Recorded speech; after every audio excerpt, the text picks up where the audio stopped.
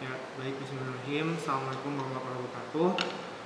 Selamat datang di Laboratorium Anatomi. Perkenalkan, nama saya Muhammad Eka Alhamdi dari Asisten Anatomi Angkatan 2018. Di sini saya akan menunjukkan beberapa untuk fase 3 praktikum 1 nanti, beberapa struktur yang dapat kita identifikasi di manekin-manekin yang ada di Laboratorium Anatomi FK Unsud. Oke, yang pertama kita akan membahas tentang musculi capitis. Jadi di manekin ini kita bisa melihat ada yang sebelah sinistra dan ada sebelah dekstra. Yang sebelah dekstra ini itu yang lebih superficial dan yang profundanya itu yang sinistranya. Seperti itu. Nah, dari sini kita bisa mengidentifikasi beberapa struktur. Yang pertama yang ini ada namanya musculus occipitofrontalis. Kenapa disebut occipitofrontalis? Karena dia menghubungkan antara bagian frontal dengan bagian occipital di sini. Jadi sangat saling terhubung. Dan di sininya di antara keduanya itu ada struktur aponeurosis. Nah, selain itu kita juga bisa mengidentifikasi di bagian yang superficial. Di sini ada musculus temporalis superficialis. Ini juga berfungsi untuk mengunyah. Nah, selain itu di sini juga kita bisa mengidentifikasi ini ya, musculus masseter. Nah, memang musculus masseter ini dia berada di bagian terletak inferior dari ductus tension dari gandula parotis seperti itu. Lalu selanjutnya di bagian yang profunda, di bagian sini ada musculus orbicularis oris nih, yang ini. Ini musculus orbicularis oris. Terus di bagian profunda juga bisa dilihat ini ada musculus temporalis. Beda ya, kalau yang tadi yang superficial, ini temporalis aja namanya. Nah, selanjutnya adalah musculi dorsi. Nah, di bagian dorsum ini sebenarnya yang paling terlihat di bagian superficialnya itu hanya musculus yang ini nih, musculus yang ini. Yang ini. Nah, ini namanya musculus latissimus dorsi. Yang mana kalau misalnya kita buka-buka lagi itu akan dampak banyak musculus. Salah satunya yang paling profunda itu ada musculus erector spina. Jika musculus ini dibuka lebih dalam lagi. Nah, selanjutnya adalah musculus thoracis. Nah, untuk musculus thoracis ini yang bisa kita identifikasi, yang pertama ada ini nih, musculus pectoralis major nih di sini.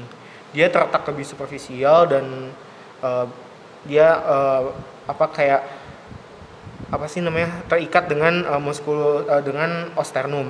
Lalu selain itu di bagian toraks juga ada yang khas nih. Ini ada musculus intercostalis. Nah, intercostalis ini ada yang eksterna, ini yang eksterna nih, sama yang ada yang interna.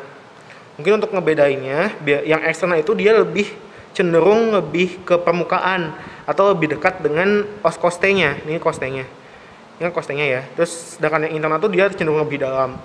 Jadi ini kan bisa dilihat, ini yang paling luar tuh dia musculus intercostalis externa, dan yang bagian lebih dalam itu musculus intercostalis interna. Nah, ada juga triknya menghafalnya, bisa kalau yang interna itu dia cenderung membuat huruf A seperti ini, huruf A ke sini ya. Ini kalau di manekin mungkin kelihatannya seperti itu. Lalu sedangkan untuk yang eksterna itu cenderung membentuk huruf V gitu. Kayak bentuk huruf V gitu. Nah, itu mungkin untuk cara bedainnya kalau di manekin. Dah. Oke, selanjutnya adalah musculi abdominis. Nah, untuk musculi abdominis yang bisa kita lihat di sini, ini kelihatan ya. Ini adalah musculus rectus abdominis. Ini rectus abdominis yang kayak membuat six pack gitu. Terus selanjutnya di bagian samping ini ada musculus obliquus externus abdominis yang bagian sini.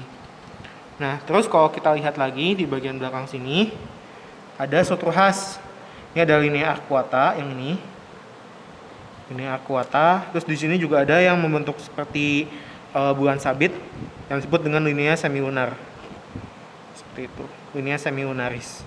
Nah, sebenarnya konsepnya sama antara abdomen dan dorsum juga, yang mana ototnya itu cenderung berlapis-lapis. Jadi kalau kita buka-buka lagi itu akan muncul beberapa struktur otot lain seperti itu. Nanti mungkin akan lebih jelas dijelaskan waktu praktikum. Nah, selain itu juga di bagian abdomen itu ada struktur diafragma ini ya. Struktur diafragma. Dia letaknya dekat dengan membatasi antara esofagus dengan gaster seperti itu. Nah, sekarang kita bakal masuk ke musculi appendicularis, yang mana di sini yang akan kita bahas pertama adalah untuk pectoral girdle. Nah, yang terlihat di sini ada musculus supraspinatus yang bagian sini, terus bagian bawahnya ini ada musculus infraspinatus. Nah dia batasnya itu ada di bagian bagian dari os scapula di sini. Nah bagian atas dan bawahnya. Lalu setelah itu di sini juga kita bisa melihat musculus trapezius ya. Ini kalau misalkan terlihat itu kayak layangan gitu, itu musculus trapezius. Oke, mungkin kita lanjutkan ke suatu yang bisa terlihat lagi ke bagian ekstremitas superiornya. Nah, di sini yang khas ada musculus bursa brachii yang bagian sini. Ini musculus bursa brachii. Lalu di bagian posteriornya ada musculus triceps brachii.